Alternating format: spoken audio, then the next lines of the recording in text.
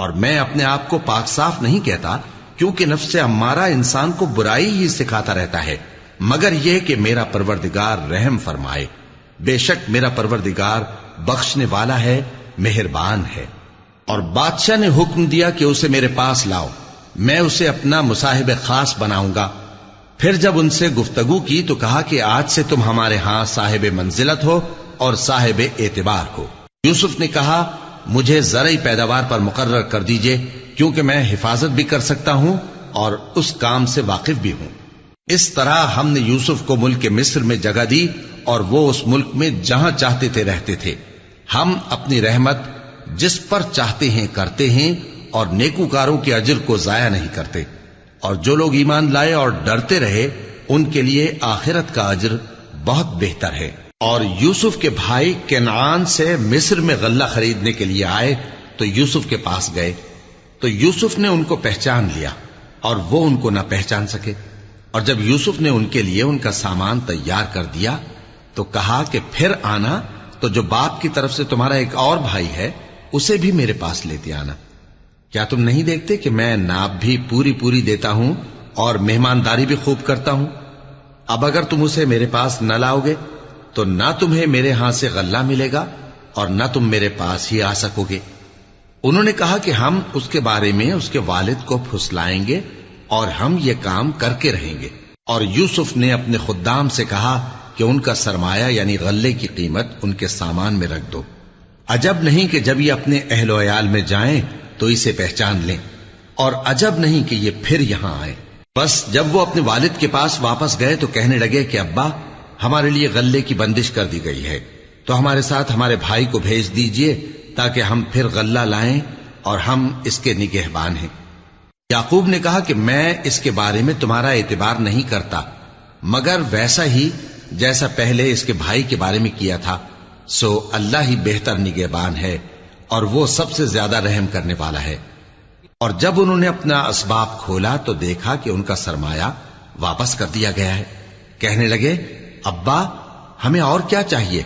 دیکھیے یہ ہماری پونجی بھی ہمیں واپس کر دی گئی ہے، اور ہم اپنے اہل و عیال کے لیے پھر غلہ لائیں گے اور اپنے بھائی کی نگہبانی کریں گے، اور ایک بار شتر زیادہ لائیں گے کہ یہ غلہ جو ہم لائے ہیں تھوڑا ہے۔ یعقوب نے کہا کہ جب تک تم اللہ کا عہد نہ دو کہ اس کو میرے پاس صحیح و سالم لے آؤ گے، میں اسے ہرگز تمہارے ساتھ نہیں بھیجنے کا، مگر یہ کہ تم گھیر لیے جاؤ یعنی بے بس ہو جاؤ تو مجبوری ہے۔ پس جب انہوں نے والد کو اپنا قول دیا تو یعقوب نے کہا کہ جو قول و قرار ہم کر رہے ہیں اس کا اللہ ضامن ہے، اور فرمایا کہ اے میرے بیٹو ایک ہی دروازے سے داخل نہ ہونا بلکہ جدا جدا دروازوں سے داخل ہونا، اور میں اللہ کی تقدیر کو تو تم سے روک نہیں سکتا، بے شک حکم اللہ ہی کا ہے، میں اسی پر بھروسہ رکھتا ہوں اور اہل توکل کو اسی پر بھروسہ رکھنا چاہیے۔ اور جب وہ ان مقامات سے داخل ہوئے جہاں جہاں سے داخل ہونے کے لیے ان کے والد نے ان سے کہا تھا تو وہ تدبیر اللہ کے حکم کو ذرا بھی ٹال نہیں سکتی تھی۔ ہاں وہ یعقوب کے دل کی خواہش تھی جو انہوں نے پوری کی تھی، اور بے شک وہ صاحب علم تھے کیونکہ ہم نے ان کو علم سکھایا تھا، لیکن اکثر لوگ نہیں جانتے۔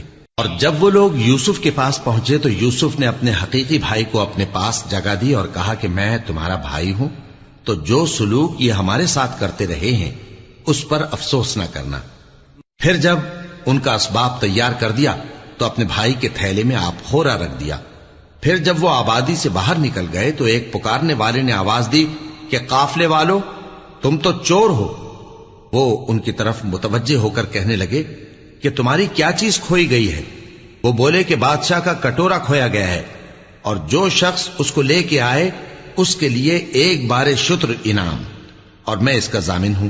وہ کہنے لگے کہ اللہ کی قسم تم کو معلوم ہے کہ ہم اس ملک میں اس لیے نہیں آئے کہ خرابی کریں اور نہ ہم چوری کیا کرتے ہیں۔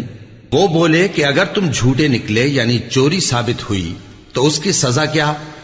انہوں نے کہا کہ اس کی سزا یہ کہ جس کے تھیلے میں وہ دستیاب ہو وہی اس کا بدل قرار دیا جائے، ہم ظالموں کو یہی سزا دیا کرتی ہیں۔ پھر یوسف نے اپنے بھائی کے تھیلے سے پہلے ان کے تھیلوں کو دیکھنا شروع کیا، پھر اپنے بھائی کے تھیلے میں سے اس کو نکال لیا۔ اس طرح ہم نے یوسف کے لیے تدبیر کی، ورنہ بادشاہ کے قانون کے مطابق وہ اپنے بھائی کو لے نہیں سکتے تھے مگر یہ کہ اللہ چاہے۔ ہم جس کے چاہتے ہیں درجے بلند کرتے ہیں، اور ہر علم والے سے بڑھ کر ایک بڑا علم والا ہے۔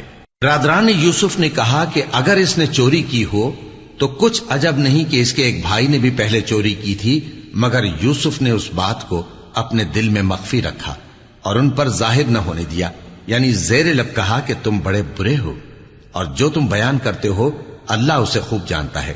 وہ کہنے لگے کہ اے عزیز، اس کے والد بہت بوڑھے ہیں اور اس سے بہت محبت رکھتے ہیں، تو اس کو چھوڑ دیجئے اور اس کی جگہ ہم میں سے کسی کو رکھ لیجئے، ہم دیکھتے ہیں کہ آپ احسان کرنے والے ہیں۔ یوسف نے کہا کہ اللہ پناہ میں رکھے کہ جس شخص کے پاس ہم نے اپنی چیز پائی ہے اس کے سوا کسی اور کو پکڑ لیں، ایسا کریں تو ہم بڑے بے انصاف ہیں۔ آخر جب وہ اس سے نا امید ہو گئے تو الگ ہو کر صلاح کرنے لگے۔ سب سے بڑے نے کہا، کیا تم نہیں جانتے کہ تمہارے والد نے تم سے اللہ کا عہد لیا ہے اور اس سے پہلے بھی تم یوسف کے بارے میں قصور کر چکے ہو؟ تو جب تک والد صاحب مجھے اجازت نہ دیں میں تو اس جگہ سے ہلنے کا نہیں، یا اللہ میرے لیے کوئی فیصلہ کرے، اور وہ سب سے بہتر فیصلہ کرنے والا ہے۔ تم سب والد صاحب کے پاس واپس جاؤ اور کہو کہ ابا، آپ کے صاحبزادے نے وہاں جا کر چوری کی، اور ہم نے تو اپنی دانست کے مطابق آپ سے اس کے لے آنے کا عہد کیا تھا، مگر ہم غیب کی باتوں کے جاننے اور یاد رکھنے والے تو نہیں تھے، اور جس بستی میں ہم ٹھہرے تھے وہاں سے، یعنی اہل مصر سے، اور جس قافلے میں آئے ہیں اس سے دریافت کر لیجئے، اور ہم اس بیان میں بالکل سچے ہیں۔ جب انہوں نے یہ بات یعقوب سے آ کر کہی تو انہوں نے کہا کہ حقیقت یوں نہیں ہے، بلکہ یہ بات تم نے اپنے دل سے بنا لی ہے، تو صبر ہی بہتر ہے۔ عجب نہیں کہ اللہ ان سب کو میرے پاس لے آئے، بے شک وہ علم والا ہے، حکمت والا ہے۔ اور ان کے پاس سے چلے گئے اور کہنے لگے کہ ہائے افسوس یوسف پر، ہائے افسوس، اور رنج و الم میں ان کی آنکھیں سفید ہو گئیں اور ان کا دل غم سے بھر رہا تھا۔ بیٹے کہنے لگے کہ واللہ آپ تو یوسف کو اسی طرح یاد ہی کرتے رہیں گے یہاں تک کہ آپ گھل جائیں گے یا جان ہی دے دیں گے۔ انہوں نے کہا کہ میں تو اپنے غم و اندوہ کا اظہار اللہ سے کرتا ہوں، اور اللہ کی طرف سے وہ باتیں جانتا ہوں جو تم نہیں جانتے۔ اے بیٹو، یوں کرو کہ ایک دفعہ پھر جاؤ اور یوسف اور اس کے بھائی کو تلاش کرو، اور اللہ کی رحمت سے نا امید نہ ہونا کہ اللہ کی رحمت سے تو کافر لوگ ہی نا امید ہوا کرتے ہیں۔ پھر جب وہ یوسف کے پاس گئے تو کہنے لگے کہ اے عزیز، ہمیں اور ہمارے اہل و عیال کو بڑی تکلیف ہو رہی ہے، اور ہم یہ تھوڑا سا سرمایہ لائے ہیں، آپ ہمیں اس کے عوض پورا غلہ دے دیجئے اور ہم پر خیرات کیجئے کہ اللہ خیرات کرنے والوں کو ثواب دیتا ہے۔ یوسف نے کہا، تمہیں معلوم ہے کہ جب تم نادانی میں پھنسے ہوئے تھے تو تم نے یوسف اور اس کے بھائی کے ساتھ کیا کیا تھا؟ وہ بولے، کیا واقعی تم ہی یوسف ہو؟ انہوں نے کہا، ہاں میں یوسف ہوں، اور بن یامین کی طرف اشارہ کر کے کہنے لگے، یہ میرا بھائی ہے، اللہ نے ہم پر بڑا احسان کیا ہے۔ جو شخص اللہ سے ڈرتا اور صبر کرتا ہے تو اللہ نیکوکاروں کا اجر ضائع نہیں کرتا۔ وہ بولے، اللہ کی قسم، اللہ نے تم کو ہم پر فضیلت بخشی ہے اور بے شک ہم خطا کار تھے۔ یوسف نے کہا کہ آج کے دن تم پر کوئی ملامت نہیں، اللہ تم کو معاف کرے، اور وہ سب سے بڑھ کر رحم کرنے والا ہے۔ یہ میرا کرتا لے جاؤ، پھر اسے والد صاحب کے منہ پر ڈال دینا تو وہ بینا ہو جائیں گے، اور اپنے تمام اہل و عیال کو میرے پاس لے آؤ۔ اور جب قافلہ مصر سے روانہ ہوا تو ان کے والد کہنے لگے کہ اگر مجھ کو یہ نہ کہو کہ بوڑھا بہک گیا ہے تو مجھے تو یوسف کی بو آ رہی ہے۔ وہ بولے کہ واللہ آپ اسی قدیم غلطی میں مبتلا ہیں۔ مگر جب خوشخبری دینے والا آپ پہنچا تو اس نے کرتا ان کے منہ پر ڈال دیا، سو وہ بینا ہو گئے، اور بیٹوں سے کہنے لگے، کیا میں نے تم سے نہیں کہا تھا کہ میں اللہ کی طرف سے وہ باتیں جانتا ہوں جو تم نہیں جانتے؟ بیٹوں نے کہا کہ ابا، ہمارے لیے ہمارے گناہ کی مغفرت مانگیے، بے شک ہم خطا کار تھے۔ فرمایا، میں اپنے پروردگار سے تمہارے لیے بخشش مانگوں گا، بے شک وہ بخشنے والا ہے، مہربان ہے۔ پھر جب یہ سب لوگ یوسف کے پاس پہنچے تو انہوں نے اپنے والدین کو اپنے پاس جگہ دی اور کہا، مصر میں داخل ہو جائیے، اللہ نے چاہا تو امن و امان سے رہیے گا۔ اور اپنے والدین کو تخت پر بٹھایا اور سب ان کے آگے سجدے میں گر پڑے۔ اور اس وقت یوسف نے کہا، ابا جان، یہ میرے اس خواب کی تعبیر ہے جو میں نے پہلے بچپن میں دیکھا تھا۔ میرے پروردگار نے اسے سچ کر دیا اور اس نے مجھ پر بہت سے احسان کیے ہیں کہ مجھ کو قید خانے سے نکالا، اور اس کے بعد کہ شیطان نے مجھ میں اور میرے بھائیوں میں فساد ڈال دیا تھا آپ کو گاؤں سے یہاں لایا۔ بے شک میرا پروردگار جو چاہتا ہے تدبیر سے کرتا ہے، وہ علم والا ہے، حکمت والا ہے۔ جب یہ سب باتیں ہو لیں تو یوسف نے اللہ سے دعا کی کہ اے میرے پروردگار، تو نے مجھ کو حکومت سے نوازا اور خوابوں کی تعبیر کا علم بخشا۔ اے آسمانوں اور زمین کے پیدا کرنے والے، تو ہی دنیا اور آخرت میں میرا کارساز ہے۔ تو مجھے دنیا سے اپنی اطاعت کی حالت میں اٹھائیو اور آخرت میں اپنے نیک بندوں میں داخل کیجو۔ اے پیغمبر، یہ اخبار غیب میں سے ہیں جو ہم تمہاری طرف بھیجتے ہیں۔ اور جب برادران یوسف نے اپنی بات پر اتفاق کیا تھا اور وہ فریب کر رہے تھے تو تم ان کے پاس تو نہ تھے، اور بہت سے آدمی گو تم کتنی خواہش کرو ایمان لانے والے نہیں ہیں، اور تم ان سے اس خیر خواہی کا کچھ صلہ بھی تو نہیں مانگتے۔ یہ قرآن اور کچھ نہیں تمام جہانوں کے لیے نصیحت ہے، اور آسمان و زمین میں بہت سی نشانیاں ہیں جن پر سے یہ گزرتے ہیں اور ان کو نظر انداز کر دیتے ہیں، اور یہ اکثر اللہ پر ایمان نہیں رکھتے مگر اس کے ساتھ شرک بھی کرتے ہیں۔ تو کیا یہ اس بات سے بے خوف ہیں کہ ان پر اللہ کا عذاب نازل ہو کر ان کو ڈھانپ لے، یا ان پر ناگہاں قیامت آ جائے اور انہیں خبر بھی نہ ہو؟ کہہ دو میرا رستہ تو یہ ہے، میں اللہ کی طرف بلاتا ہوں سمجھ بوجھ کر، میں بھی لوگوں کو اللہ کی طرف بلاتا ہوں اور میرے پیراؤ بھی، اور اللہ پاک ہے اور میں شرک کرنے والوں میں سے نہیں ہوں۔ اور ہم نے تم سے پہلے بستیوں کے رہنے والوں میں سے مرد ہی بھیجے تھے جن کی طرف ہم وہی بھیجتے تھے۔ کیا ان لوگوں نے ملک میں سیر و سیاحت نہیں کی کہ دیکھ لیتے کہ جو لوگ ان سے پہلے تھے ان کا انجام کیا ہوا؟ اور متقیوں کے لیے آخرت کا گھر بہت اچھا ہے، کیا تم سمجھتے نہیں؟ یہاں تک کہ جب پیغمبر نا امید ہو گئے اور انہوں نے خیال کیا کہ اپنی نصرت کے بارے میں جو بات انہوں نے کہی تھی اس میں وہ سچے نہ نکلے، تو ان کے پاس ہماری مدد آ پہنچی، پھر جسے ہم نے چاہا بچا دیا، اور ہمارا عذاب اتر کر گناہگار لوگوں سے پھیرا نہیں کرتا۔ ان کے قصے میں عقل مندوں کے لیے عبرت ہے۔ یہ قرآن ایسی بات نہیں ہے جو اپنے دل سے بنائی گئی ہو، بلکہ جو کتابیں اس سے پہلے نازل ہوئی ہیں ان کی تصدیق کرنے والا ہے، اور ہر چیز کی تفصیل کرنے والا، اور مومنوں کے لیے ہدایت اور رحمت ہے۔ سورۃ الرعد۔ شروع اللہ کا نام لے کر جو بڑا مہربان نہایت رحم والا ہے۔ الف لام میم را۔ اے نبی، یہ کتاب الہی کی آیتیں ہیں، اور جو کچھ تمہارے پروردگار کی طرف سے تم پر نازل ہوا ہے حق ہے، لیکن اکثر لوگ ایمان نہیں لاتے۔ اللہ وہی تو ہے جس نے ستونوں کے بغیر آسمان جیسا کہ تم دیکھتے ہو اتنے اونچے بنائے، پھر عرش پر جلوہ افروز ہوا اور سورج اور چاند کو کام میں لگا دیا، ہر ایک میعاد معین تک گردش کر رہا ہے۔ وہی دنیا کے کاموں کا انتظام کرتا ہے، اس طرح وہ اپنی آیتیں کھول کھول کر بیان کرتا ہے کہ تم اپنے پروردگار کے روبرو جانے کا یقین کرو۔ اور وہی ہے جس نے زمین کو پھیلایا اور اس میں پہاڑ اور دریا پیدا کیے اور ہر طرح کے میووں کی دو دو قسمیں بنائیں۔ وہی رات کو دن کا لباس پہناتا ہے، غور کرنے والوں کے لیے اس میں بہت سی نشانیاں ہیں۔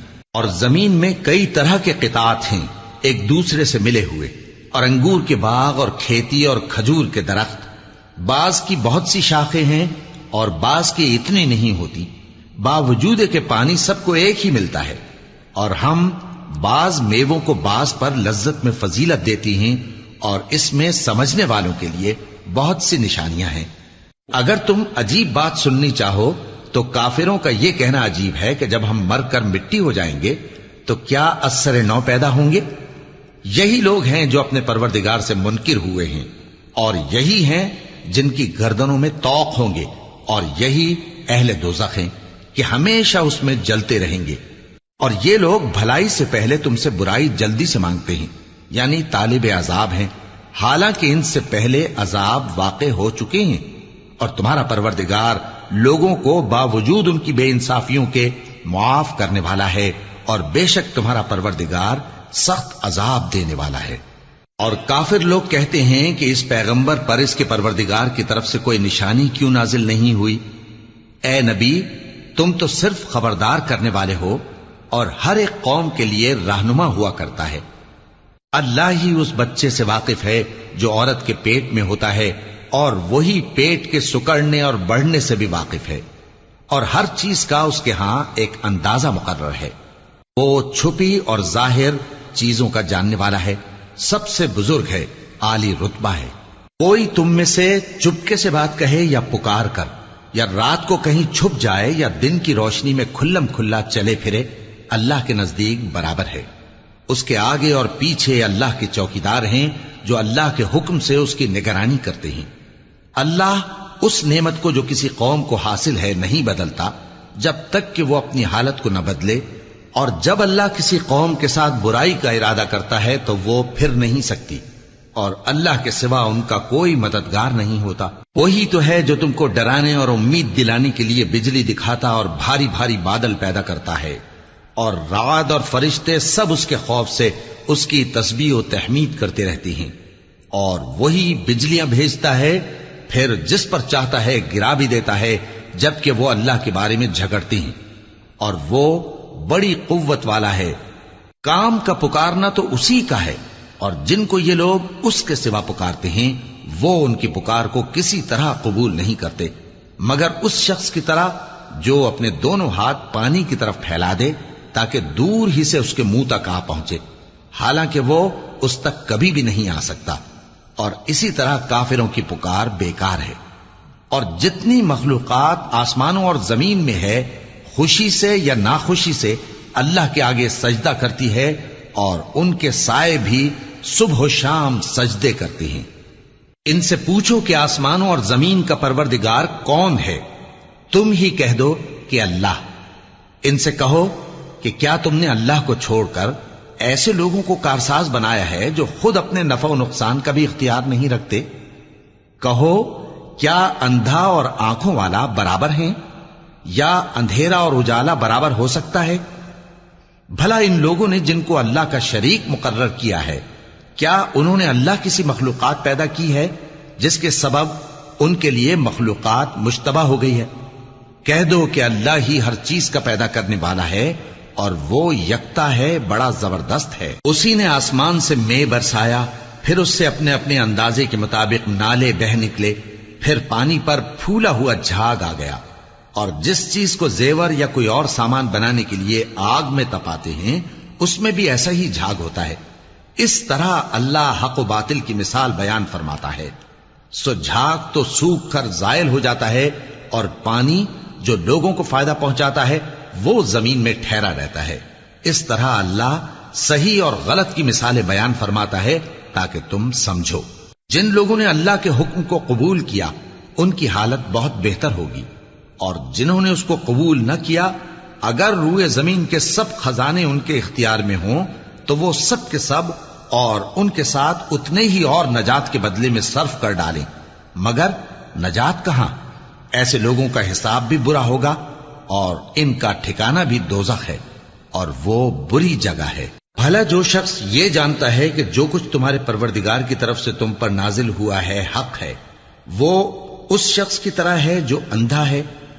اور سمجھتے تو وہی ہیں جو عقل مند ہیں، جو اللہ کے عہد کو پورا کرتے ہیں اور قول و قرار کو نہیں توڑتے، اور جن رشتوں کے جوڑے رکھنے کا اللہ نے حکم دیا ان کو جوڑے رکھتے، اور اپنے پروردگار سے ڈرتے رہتے اور برے حساب سے خوف رکھتے ہیں۔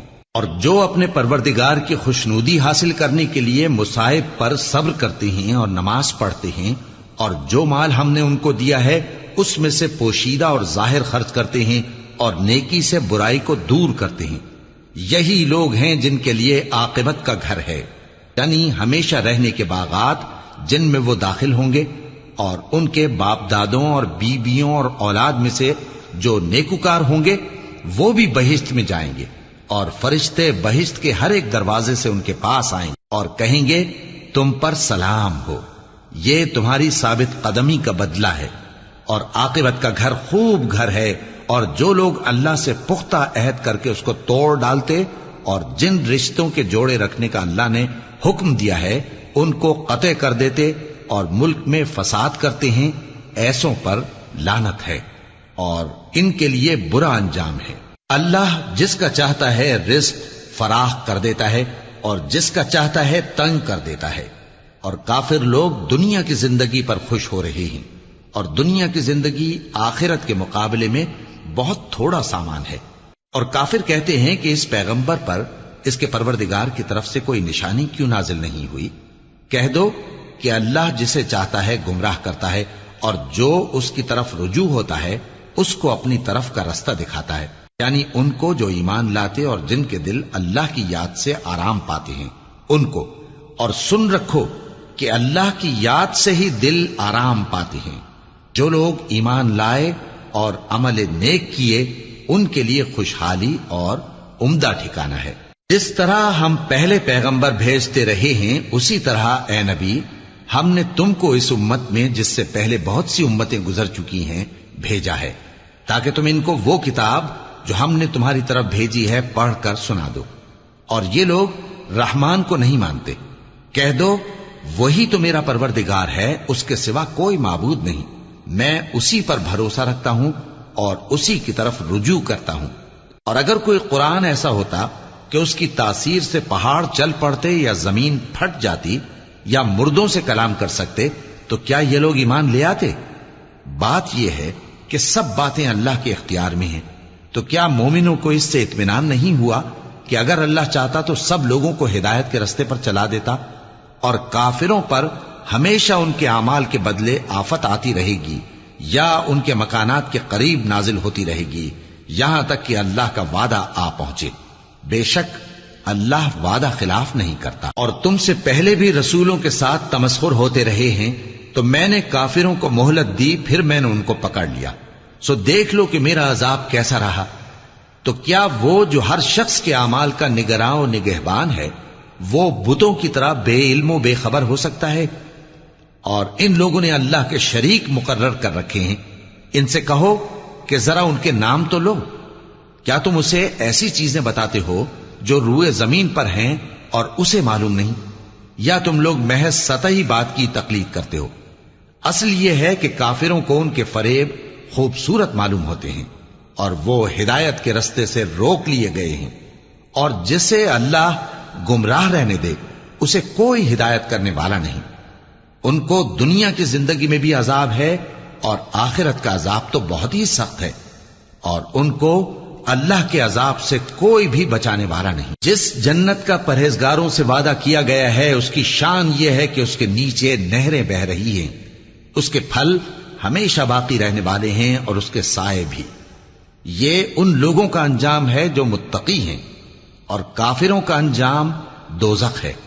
اور جن لوگوں کو ہم نے کتاب دی ہے وہ اس کتاب سے جو تم پر نازل ہوئی ہے خوش ہوتی ہیں، اور بعض فرقے اس کی بعض باتیں نہیں بھی مانتے۔ کہہ دو کہ مجھ کو یہی حکم ہوا ہے کہ اللہ ہی کی عبادت کروں اور اس کے ساتھ کسی کو شریک نہ بناؤں، میں اسی کی طرف بلاتا ہوں اور اسی کی طرف مجھے لوٹنا ہے۔ اور اسی طرح ہم نے اس قرآن کو عربی زبان کا فرمان بنا کر نازل کیا ہے، اور اگر تم علم آ جانے کے بعد ان لوگوں کی خواہشوں کے پیچھے چلو گے تو اللہ کے سامنے کوئی نہ تمہارا مددگار ہوگا اور نہ کوئی بچانے والا۔ اور اے نبی ہم نے تم سے پہلے بھی پیغمبر بھیجے تھے اور ان کو بیویاں اور اولاد بھی دی تھیں، اور کسی پیغمبر کے اختیار کی بات نہ تھی کہ اللہ کے حکم کے بغیر کوئی نشانی لے آتا۔ ہر حکم قضا کتاب میں لکھا ہوا ہے۔ اللہ جس چیز کو چاہتا ہے مٹا دیتا ہے اور جس کو چاہتا ہے باقی رکھتا ہے، اور اسی کے پاس اصل کتاب ہے۔ اور اگر ہم کوئی عذاب جس کا ان لوگوں سے وعدہ کرتے ہیں تمہیں دکھائیں، یعنی تمہارے روبرو ان پر نازل کریں، یا تمہاری مدت حیات پوری کر دیں، یعنی تمہارے انتقال کے بعد عذاب بھیجیں، تو تمہارا کام ہمارے احکام کا پہنچا دینا ہے اور ہمارا کام حساب لینا ہے۔ کیا انہوں نے نہیں دیکھا کہ ہم زمین کو اس کے کناروں سے گھٹاتے چلے آ رہے ہیں؟ اور اللہ جیسا چاہتا ہے حکم کرتا ہے، کوئی اس کے حکم کا رد کرنے والا نہیں، اور وہ جلد حساب لینے والا ہے۔ جو لوگ ان سے پہلے تھے وہ بھی بہتیری تدبیریں کرتے رہے ہیں، سو تدبیر تو سب اللہ ہی کی ہوتی ہے۔ ہر شخص جو کچھ کر رہا ہے اللہ اسے جانتا ہے، اور کافر جلد معلوم کر لیں گے کہ آخرت میں اچھا انجام کس کے لیے ہوتا ہے۔ اور کافر لوگ کہتے ہیں کہ تم پیغمبر نہیں ہو۔ کہہ دو کہ میرے اور تمہارے درمیان اللہ اور وہ شخص جس کے پاس کتاب آسمانی کا علم ہے بطور گواہ کافی ہے۔ سورة ابراہیم۔ شروع اللہ کا نام لے کر جو بڑا مہربان نہایت رحم والا ہے۔ الف لام را، یہ ایک پر نور کتاب ہے، اس کو ہم نے تم پر اس لیے نازل کیا ہے کہ تم لوگوں کو اندھیروں سے نکال کر روشنی کی طرف لے جاؤ، یعنی ان کے پروردگار کے حکم سے عزت والے خوبیوں والے مالک کے راستے کی طرف، یعنی اس اللہ کے راستے کی طرف کہ جو کچھ آسمانوں اور زمین میں ہے سب اسی کا ہے۔ اور ان کافروں کے لیے عذاب شدید کی وجہ سے تباہی اور بربادی مقدر ہے، جو آخرت کے مقابلے میں دنیاوی زندگی کو پسند کرتے اور لوگوں کو اللہ کے راستے سے روکتے اور اس میں کجی چاہتے ہیں۔ یہ لوگ بڑے دور کی گمراہی میں ہیں، اور ہم نے کوئی پیغمبر نہیں بھیجا مگر وہ اپنی قوم کی زبان بولتا تھا تاکہ انہیں احکام الہی کھول کھول کر بتا دے۔ پھر اللہ جسے چاہتا ہے گمراہ رہنے دیتا ہے اور جسے چاہتا ہے ہدایت دیتا ہے، اور وہ غالب ہے، حکمت والا ہے۔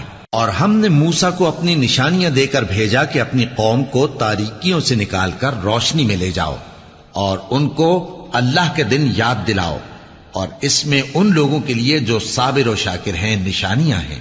اور جب موسیٰ نے اپنی قوم سے کہا کہ اللہ نے جو تم پر مہربانیاں کی ہیں ان کو یاد کرو، جبکہ اس نے تم کو فرعون کی قوم سے رہائی بخشی، وہ لوگ تمہیں برے برے عذاب دیتے تھے اور تمہارے بیٹوں کو مار ڈالتے تھے اور تمہاری لڑکیوں کو زندہ رہنے دیتے تھے، اور اس میں تمہارے پروردگار کی طرف سے بڑی آزمائش تھی۔ اور جب تمہارے پروردگار نے تم کو آگاہ کیا کہ اگر شکر کرو گے تو میں تمہیں زیادہ دوں گا، اور اگر ناشکری کرو گے تو یاد رکھو کہ میرا عذاب بھی سخت ہے۔ اور موسیٰ نے صاف صاف کہہ دیا کہ اگر تم اور جتنے اور لوگ زمین میں ہیں سب کے سب ناشکری کرو تو بھی اللہ بے نیاز ہے، قابل تعریف ہے۔ بھلا تم کو ان لوگوں کے حالات کی خبر نہیں پہنچی جو تم سے پہلے تھے، یعنی نوح اور عاد اور سمود کی قوم اور جو ان کے بعد تھے، جن کا علم اللہ کے سوا کسی کو نہیں۔ جب ان کے پاس ان کے پیغمبر نشانیاں لے کر آئے تو انہوں نے اپنے ہاتھ ان کے منہوں پر رکھ دیے کہ خاموش رہو، اور کہنے لگے کہ ہم تو تمہاری رسالت کو تسلیم نہیں کرتے، اور جس چیز کی طرف تم ہمیں بلاتے ہو ہم کو اس میں بھاری شک ہے۔ ان کے پیغمبروں نے کہا کیا تم کو اللہ کے بارے میں شک ہے جو آسمانوں اور زمین کا پیدا کرنے والا ہے؟ وہ تمہیں اس لیے بلاتا ہے کہ تمہارے گناہ بخشے اور ایک مدت مقرر تک تم کو مہلت دے۔ وہ بولے کہ تم تو ہمارے ہی جیسے آدمی ہو، تمہارا یہ منشا ہے کہ جن چیزوں کو ہمارے بڑے پوجتے رہے ہیں ان کے پوجنے سے تم ہمیں روک دو، تو اچھا کوئی کھلی دلیل لاؤ، یعنی معجزہ دکھاؤ۔ پیغمبروں نے ان سے کہا کہ ہاں ہم تمہارے ہی جیسے آدمی ہیں، لیکن اللہ اپنے بندوں میں سے جس پر چاہتا ہے نبوت کا احسان کرتا ہے، اور ہمارے اختیار کی بات نہیں کہ ہم اللہ کے حکم کے بغیر تم کو تمہاری فرمائش کے مطابق معجزہ دکھائیں، اور اللہ ہی پر مومنوں کو تو بھروسہ رکھنا چاہیے۔ اور ہم کیوں اللہ پر بھروسہ نہ رکھیں حالانکہ اس نے ہم کو ہمارے دین کے سیدھے رستے بتائے ہیں، اور جو تکلیفیں تم ہم کو دیتے ہو اس پر ہم صبر کریں گے، اور اہل توکل کو تو اللہ ہی پر بھروسہ رکھنا چاہیے۔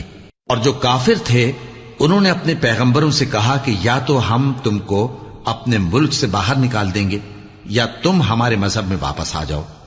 پس ان کے پروردگار نے ان کی طرف وحی بھیجی کہ ہم ظالموں کو ہلاک کر دیں گے اور ان کے بعد تم کو اس زمین میں آباد کر دیں گے۔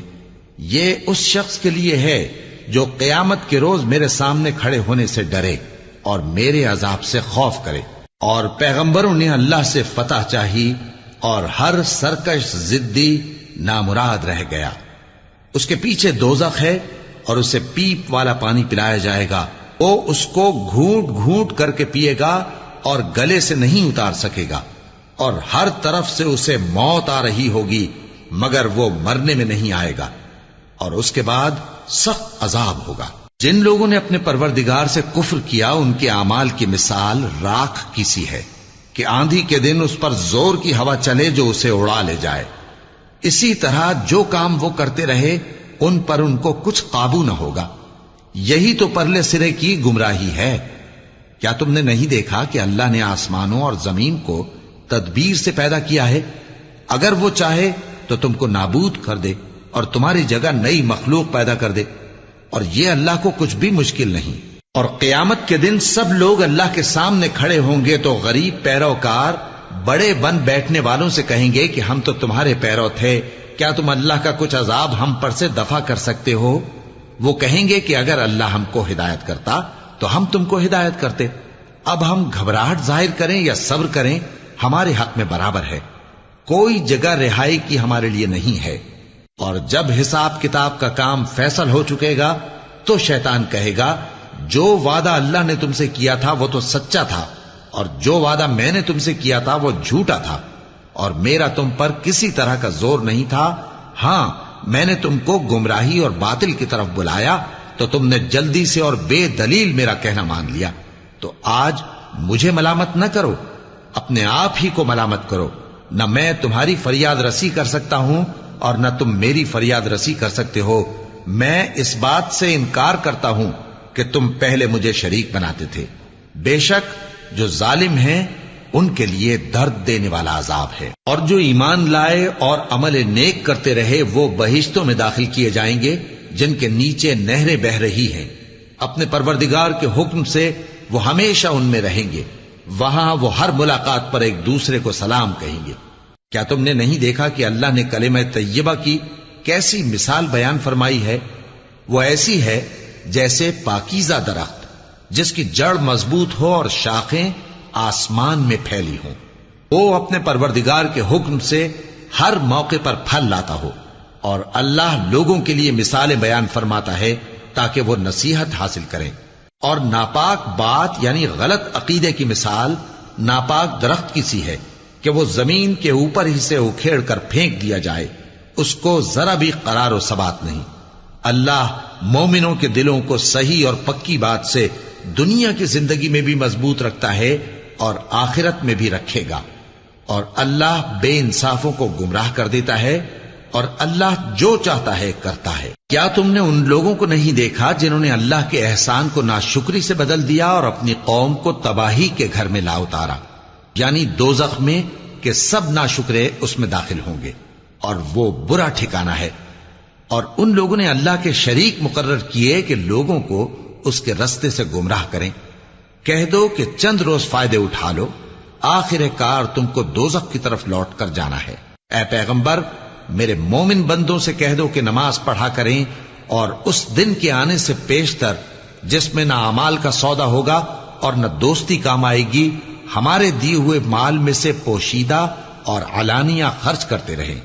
اللہ ہی تو ہے جس نے آسمانوں اور زمین کو پیدا کیا اور آسمان سے مے برسایا، پھر اس سے تمہارے کھانے کے لیے پھل پیدا کیے اور کشتیوں اور جہازوں کو تمہارے زیر فرمان کیا تاکہ وہ سمندر میں اس کے حکم سے چلیں، اور نہروں کو بھی تمہارے زیر فرمان کیا، اور سورج اور چاند کو تمہارے لیے کام میں لگا دیا کہ دونوں دن رات ایک ڈگر پر چل رہے ہیں، اور رات اور دن کو بھی تمہاری خاطر کام میں لگا دیا، اور جو کچھ تم نے مانگا سب میں سے تم کو عنایت کیا. اور اگر اللہ کے احسان گننے لگو تو شمار نہ کر سکو، مگر لوگ نعمتوں کا شکر نہیں کرتے. کچھ شک نہیں کہ انسان بڑا بے انصاف ہے، ناشکرا ہے.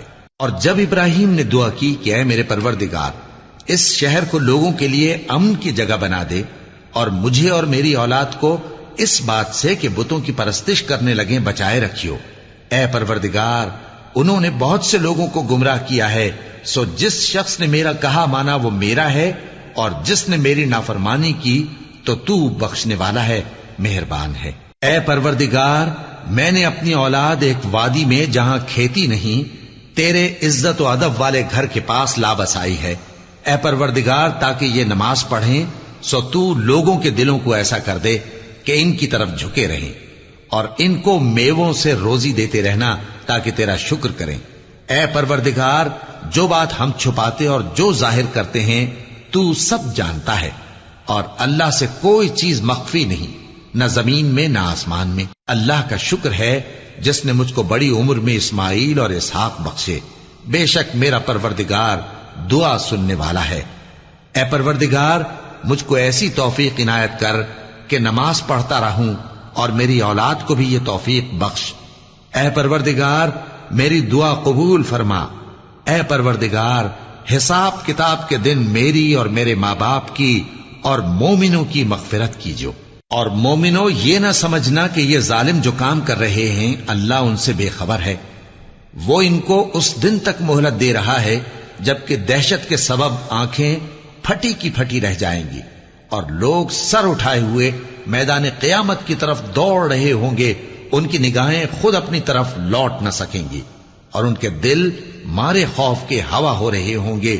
اور لوگوں کو اس دن سے آگاہ کر دو جب ان پر عذاب آ جائے گا۔